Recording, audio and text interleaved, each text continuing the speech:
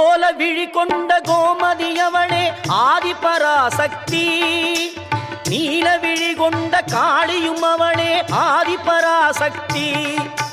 கோல விழி கொண்ட கோமதி அவளே ஆதிபராசக்தி. நீல விழி கொண்ட காளியும் அவளே ஆதிபராசக்தி. முக்காலம் உணர்ந்தவள் முத்தொழில் புரிபவள் ஆதிபராசக்தி.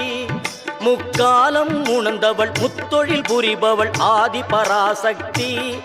திரிசூலமும் தாங்கிடும் சுந்தரி அவளே ஆதிபராசக்தி. மேல்மருவத்தூர் ஆதிபராசக்தி மலர்பதம் பாடிடுவோம். காலம் எல்லாம் நம்மை காத்திடும் தாய் அவள் கோவிலை நாடிடுவோம்.